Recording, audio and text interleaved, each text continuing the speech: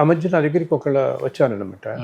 వాళ్ళు ఇలాగ ఏదో భార్యాభర్తలు అండ్ వాడికేమో ఒక ఇద్దరు కూతుళ్ళు, వాళ్ళకి వివాహాలు ఒకంతట అవ్వట్లేదన్నమాట ఇప్పటికీ కూడా. అండ్ వీళ్ళు ఇద్దరు కూడా 60లో ఉన్నారు. వీళ్ళు ఏమిటి అనేక ఏదో కష్టాలు పడుతున్నారు. ఈ పిల్లలు వివాహాలు అవ్వటం లేదు అండ్ వీళ్ళకేమో ఫైనాన్షియల్గా ఏదో ఇబ్బందులుగా ఉన్నాయి.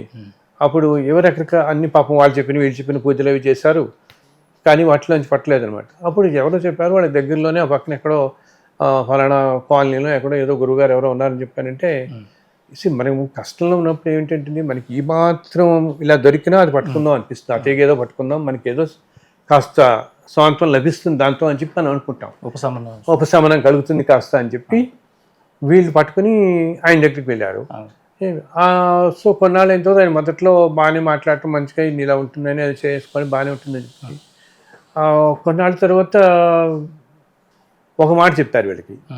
వాళ్ళు ఏమంటారంటే వీళ్ళిద్దరూ మీ ఇద్దరిని మామూలుగా ఎవరన్నా కొంతమంది వింటారు, కొంచెం మనసుకి శాంతి కలగడానికి కాస్త ధ్యానం చేసుకోండి అయినా ఉదయం మీరు చేసుకునే పూజలతో పాటు ఒక అర్ధగంట ధ్యానం చేసుకోండి. ఆ ధ్యానంలో కూడా వీళ్ళు రకరకాల ప్రక్రియలు ఉంటే ఒక్కొక్కళ్ళు ఒక్కొక్క ప్రక్రియలు ఫాలో అవుతుంటారు, వాళ్ళు చెప్తుంటారు. ఈయన కూడా ఏదో ప్రక్రియ చెప్పాడు, ఇది చేసుకోండి పొద్దున మనసు కాస్త ప్రశాంతంగా ఉంటుంది.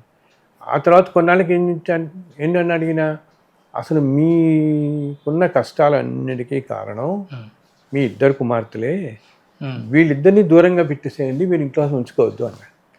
అసలు అదేమన్నా సమంజసం నిజంగా అది? ఈ ఇద్దరు కూతుళ్ళ వాళ్ళని ఇంత నెగిటివిటీ వస్తుంది మీ ఇంట్లో అండ్ అసలు ఈ ఇద్దరు కూతుళ్ళని మీరు ఇంక జీవితంలో మీరు మొహం చూడొద్దు అని. అది ఎంత తప్పునైనా అది చెప్పది. నిజంగా గురువు అన్న వాళ్ళు ఉన్నత స్థానంలో ఉన్న వాళ్ళు నాకు మంచి మాటలు చెప్పి దగ్గరుండి వాళ్ళకున్న శక్తితో ఇంకా ఆ ప్రారంభ కర్మ వాళ్ళకి పోవడానికి వాళ్ళ పడుతున్న కష్టాలకి ఏదైనా ఉపశమనం మనం చెప్పి, అసలు మా గురువులు మహానుభావులు అయితే వాళ్ళే తీసేయగలుగుతారు అదంతా. కానీ ఇటువంటిది చెప్తే వాళ్ళు ఎంత మనస్సు ఎంత క్షోభకు గురవుతారు వాళ్ళు అసలు ఆ మనుషులు. వాళ్ళు చివరికి ఇంకా విచిత్రం ఏంటంటే ఈ విషయం మీరు ఎవరికి కూడా చెప్పొద్దు, ఆ పిల్లలేమో విడిగా ఉంచేసేయండి, వెంటనే పంపించేయండి అనేటప్పటికీ వీళ్ళు ఇద్దరు కూడా ఈ భార్యాభర్తలు ఆ పిల్లలు ఇద్దరు ఉద్యోగాలు చేసుకుంటున్న వాళ్ళని వాళ్ళ ఇంట్లో నుంచి పంపించేసి వేరే చోట మీరు రెంట్ చేసుకుని ఉండండి అని చెప్పి మీరు మొహం చూపించొద్దు ఇంకన్నారు. ఈ కూతుర్లిద్దరికి ఎంత శోభ, వీళ్ళిద్దరికి ఎంత శోభ ఇది. అది ఏమన్నా ఒక పరిష్కారమా, ఒక పద్ధత ఏమన్నా అసలు ఏమన్నా ఉందనైనా అది? ఇలా ఎన్నో రకాల మంది నేను చూస్తున్నాను అక్కడక్కడ అనమాట. సో దీనివల్ల వీళ్ళు చివరికి అసలు బయటకు వచ్చి చెప్పుకోవడానికి కష్టమే. ఈ మధ్య ఆ గురువు గారు ఏదో ఊరు ఎక్కడికో వెళ్ళేటప్పటికి వీళ్ళు రాత్రి 9 గంటలకి ఎవరికి చెప్పకుండా వాళ్ళ నా దగ్గరికి వచ్చారు. వచ్చి పిల్ల అవుతుందండి ఇట్లా అయింది, మళ్ళీ ఆయన వచ్చారంటే రేపు బోర్ నుంచి వచ్చేస్తారు, ఇదప్పుడు మేము వెళ్ళిపోవాలి అని అన్నారు. నేను అసలు ఎంత ఆశ్చర్యానికి గురయ్యానంటే నేను విన్నాను, ఇది అసలు మీరు ఏదో విధంగా బయటపడండి అన్నిటికీ. ఇప్పుడు మనకి సాంత్వన కానీ ఒక కష్టం నుంచి బయటపడడానికి అన్నిటికీ కూడా భగవంతుడు. ఎవరు ఏ భగవంతుని ఏ దైవాన్ని నమ్ముకున్నా ఆ దైవాన్ని నమ్ముకోండి. అండ్ ఆర్తితో దైవాన్ని కనుక కొలిస్తే ఏ దేవత అయినా కలవండి. మీరు కొలిస్తే నెల కాకపోతే 2 నెలలకు 3 నెలలకు 4 నెలలకు తప్పకుండా మనం బయటపడతాం. అంతేగాని ఇటువంటి వాటిల్లోకి వెళ్ళిపోయి దీనివల్ల మీకు బయటపడకపోగా ఇంకా ఇరుక్కుపోతున్నారు కదా, ఇంకా శోభలో పడిపోతున్నారు. ఇప్పుడు మీరు ఇలాగే గడుస్తుంది 6 నెలల కాలం, వాళ్ళ వివాహాలు అవ్వవు, వాళ్ళు మీ కలవనే కలవరు, అయ్యో కూతురు బయట ఉన్నారే అని మీకు మానసిక శోభ. ఇలాగా కొంతమంది గురువులు అని అంటున్న వాళ్ళు కొంతమంది ఈ విధంగా చెప్పడంతో ఎన్నో చేయటంతో చివరికి ఏమవుతుంది, ఈ యంగర్ జనరేషన్లో కొంతమందికి అసలు గురువు అంటేనే భయం పట్టుకునేలా అవుతుంది. ఎవరినైనా మనం గబుక్కుని ఫాలో అవుదాం, వాళ్ళ దగ్గరికి వెళ్ళి కాస్త తీసుకుందాం అంటే ఎప్పుడో ఒకటి ఇట్లా చెప్పటం. అక్కడితో ఇంకొకరిని కూడా ఆ మధ్య నేను చూశాను. కొంతకాలం క్రితం మేము ఎక్కడికో అమెరికా వెళ్ళినప్పుడు అక్కడ ఒక ఫ్యామిలీని కలిసాం అనమాట. వాళ్ళకి ఒకే కొడుకు, తల్లిదండ్రులు ఇద్దరు ఇండియాలో ఉంటారు, ఆ పిల్లాడేమో అక్కడ ఉంటాడు. అక్కడేమో అతను ఇలాగే ఒక గురువుని ఎవరినో చాలా దగ్గర అయ్యాడు. ఆ గురువు మీద విపరీతమైన నమ్మకం అనమాట. గురువు మీద మనకి నమ్మకం ఉండొచ్చు, కానీ అది ఆ గురువు గ్రహించాలి, మనము గ్రహించాలి. ఏమిటి, ఆయన చెప్పేదల్లా మనం ఫాలో అవుతున్నప్పుడు కొన్ని చెప్పేవి ఎట్లా ఉంటున్నాయి, భార్యాభర్తల మీద విభేదాలు వస్తున్నాయి, పిల్లలతో వస్తున్నాయి విభేదాలు వస్తున్నాయి. అంత మనం కూడా కొంచెం విచక్షణతో ప్రవర్తించాలి. మన దురదృష్టం కొద్దీ గురువు చెప్పినా కూడా మనకి ఇట్లా చేయని మనం గ్రహించగలగాలి, దాంట్లో ఎంత ఇది తీసుకోవాలి, ఎక్కడి దాకా మనం తీసుకోవాలి అని చెప్పేది. లేనందువల్ల ఏమవుతుంది, అసలు పూర్తిగా ఆ సంసారమే విచ్ఛిన్నం అయిపోయి భార్యాభర్తల మీద ఇది వచ్చి మనస్పర్ధలు రావటం, పిల్లలు దూరంగా ఉండటం, ఇటువంటివన్నీ చాలా కష్టం. ఏంటంటే మనుషులు ఎన్ని రకాల మాయల్లో ఈ రోజుల్లో పడుతున్నారో చెప్తున్నాం కదా. ధనానికి వ్యామోహం, విపరీతమైన మాయలు పడిపోతారు. ఇన్ని మాయల్లో ఎలా పడుతున్నారో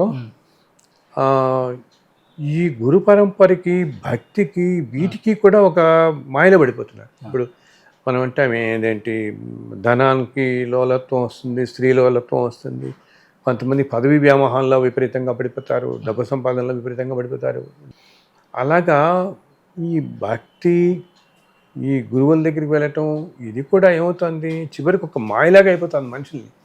నువ్వు అసలు ఒకప్పుడు గురువు అనేవాడు, గురు పరంపరలో వెళ్ళటం, మనం గురువుని ఆశ్రయించటం ఎందుకు, ఈ మాయలోంచి బయటపడడానికి. అంతేగాని నువ్వు వెళ్ళి గురువు ఇంకో మాయలో పడడానికి కాదు కదా. అసలు పూర్తిగా గురువు అనే మాయలో పడి ఆ గురువు అనే మాయలో పడి దాంతోపాటు ఏమవుతుంది, ఆ గురువు పడుతుంది. కొన్ని చోట్ల ఎట్లా ఉంటున్నారంటే ఆ గురువులు కూడా మాయలో పడిన వాళ్ళే ఉంటున్నారు, పడిపోతున్నారు. పడిపోవడంతో ఈ శిష్యులు కూడా అదే మాయలో పడుతున్నారు పూర్తిగా. అక్కడితో ఏమవుతుంది, మనకి మనం మంచి మార్గంలో వెళ్ళాల్సింది పోయి దీనివల్ల లేనిపోని కష్టాలు ఇంకా కొని తెచ్చుకుంటున్నాం. ఇప్పుడు ఇందాక చెప్తున్నాను, నేను వాళ్ళ ఇంటికి వెళ్ళినప్పుడు ఆ పిల్లవాడేమో అక్కడ ఉద్యోగం చేసుకుంటున్నాడు. ఆయన ఉద్యోగం చేసుకుంటూ అమెరికాలో చక్కగా సంపాదించుకుని చేసుకుంటున్నాడు. ఈతనికి చాలా విపరీతమైన గురి అనమాట. ఆ గురువు గారు ఏదో చెప్తే ఇంకా అదే చేస్తుంటారు. ఈ తల్లిదండ్రులు కూడా అనుకున్నది, ఈ పిల్లవాడు 10-15 సంవత్సరాలు ఇక్కడ చక్కగా ఉద్యోగం చేసుకుని తర్వాత ఇండియా వచ్చి ఒక్కటే ఉన్న పిల్లవాడు మా దగ్గర ఉంటాడు అనుకున్నారు. ఉంటే ఆ గురువు రోజు ఎప్పుడో ఈ పిల్లాడితో అంటాడు, ఈ లోపల ఆ గురువు అక్కడ ఏదో ఆశ్రమం ఏర్పాటు పెట్టుకున్నట్లేదో. ఆ గురువు ఏదో అంటాడు, నువ్వు అసలు ఈ దేశం వదిలిపెట్టి వెళ్ళొద్దు, నీ జీవితాంతం నువ్వు ఇక్కడే ఉండాలి ఈ దేశం. నువ్వు కనుక భారతదేశం వచ్చావంటే ఏం జరుగుతుందనేది దాని నోటితో చెప్పించొద్దు అన్నాడు. అబ్బా. అక్కడితో ఈ తల్లిదండ్రులకు విపరీతమైన శోభ. ఏమి ఎటువంటి శోభ కోరారంటే వాళ్ళు అసలు ఎందుకు పిల్లవాడు ఎప్పుడు మన దగ్గర ఉండలేరు, అలా అని వీళ్ళు అక్కడ 40 సంవత్సరాల తరబడి వీళ్ళు ఉండలేరు. ఎందుకంటే పెద్దవాళ్ళు ఇక్కడ నుంచి ఈ సమాజంలో ఇక్కడ నుంచి పెరిగి ఇక్కడ ఉన్నవాడు. ఆయన ఎందుకు చెప్పాడన్నది అంతర్యం మనకు తెలియదు, కానీ అంత దాకా అనకూడదు కదా మనం. పోనీ అలా కాదు, ఓ 2 సంవత్సరాలు ఉంటారా ఇట్లా అని కూడా కాదు. ఇంకా నువ్వు ఉన్నంతకాలం జీవితాంతం నువ్వు నీ పిల్లలు ఇక్కడే ఉండాల్సిందే, ఇదే ప్రదేశంలో ఉండాల్సిందే. అది ఇటువంటివన్నీ చాలా క్షోభకు గురి చేస్తాయి కదమ్మా. మనుషుల్ని ఏంటి, నేను ఎప్పుడు చెప్తాను, మనం ఇంతకుముందు ఒక 5 సంవత్సరాల క్రితం 5 సంవత్సరాల క్రితం తీసుకుంటే గురు పరంపరలో ఎంతటి మహానుభావులు గురువులుగా ఉండేవారు మనకి. అసలు వారి దగ్గర, ఎవరి దగ్గరికైనా గురువు దగ్గర కేవలం కూర్చోవటం చేతనే, వాళ్ళ సమక్షంలో కూర్చోవటం చేస్తేనే, కాస్త సమయం గడిపితేనే మన ఎన్నో జన్మల ప్రారంభ కర్మ వెళ్ళిపోతుంది. వారు ఏది ఆశించరు. అసలు ఎంతో ఉన్నత పథంలో, ఉన్నత మార్గంలో ఉన్న గురువులకి ఏమీ పట్టవు. కానీ కొంతమంది నాతో అంటారు, ధర్మం ప్రచారం చేయాలంటే కూడా డబ్బులు కావాలి కదండి అంటారు. కరెక్టే, ధర్మం ప్రచారం చేయాలంటే డబ్బులు కావాలి, కానీ ప్రతి వాళ్ళని మనం అలా డిమాండ్ చేయకూడదు. ఇప్పుడు వాళ్ళు ఏమి జీవన మార్గంలో ఉన్నారు, వాళ్ళ ఇదేమిటి, వాళ్ళ తల్లిదండ్రులు ఏమిటి, వాళ్ళ జీవన విధానం ఏమిటి, వాళ్ళ సంపాదన ఏమిటి, వాళ్ళ కష్ట నష్టాలు ఏమిటి, ఇవన్నీ చూసి మనం చూడాలి. కానీ ఇది విధి, నువ్వు నా శిష్యుడు కాబట్టి నువ్వు ఇది చేసి తీరాలి, లేదా నీ కష్టం జరుగుతుంది. అసలు భగవంతుడైనా చెప్తాడా, నేను నాకు పూర్తి అయిపోతే నేను కష్టం జరుగుతుంది చెప్తాడా భగవంతుడు? భగవంతుడే అనడే. అటువంటిప్పుడు మనం అంత మంచి ఒక పరంపరలో ఉన్నవాడు అటువంటి మాటలు అసలు మాట్లాడకూడదు. సో దానివల్ల ఏమవుతుంది, ఈ పిల్లల్లో పాపము నలిగిపోతున్నారు. ఇప్పుడు ఈ పిల్లవాడితో అవుతాడు, మరి మొదటి నుంచి ఆ గురువుని నమ్ముకుని ఉన్నాడు, ఆ గురువుతో పాటు చూస్తున్నాడు. ఎంత ఇదంటే ఆయన చెప్పింది భేదం అన్నట్టుగా అలా ఉండటంతో ఆయన చెప్పినట్టు నేనంటే ఈ దేశం వదిలి రాను అని అంటాడు. అసలు అన్నిటికంట మొట్టమొదట మనకి జన్మనిచ్చిన తల్లిదండ్రులు ముఖ్యం, అందరికంటే ఫస్ట్ మనం. ఇది పోనీ ఇతనికి లేదా చిన్నప్పుడు ఇతను ఇలా అనుకున్నవాడే ఏమిటి, ఈ గురువుతో పరిచయం లేనప్పుడు చిన్నప్పుడు నేను కొంతకాలం పాటు వెళ్ళి చేసుకుని ఏదో ఉద్యోగం చేసుకుని అమ్మా నాన్నలను సుఖపెడదాము, ఏదో వీళ్ళు చాలా కష్టాలు పడి పైకి వచ్చారు కదా వీళ్ళని సుఖపెడదాం మనం అని అనుకునేవాడే. ఎప్పుడైతే ఒక ఫేజ్లో ఈ గురువు దగ్గర పడ్డాడో ఇలా వెళ్ళిపోయి ఇంకా అంతగా ఇదైపోవడంతో ఎంత అంటే చివరికి తల్లిదండ్రులు కూడా విస్మరించాడు. చివరికి ఆ మనిషి ఎంత క్షోభపడ్డారో వాళ్ళని నేను చూశాను. ఇటువంటిది అస్సలు చేయకూడదు.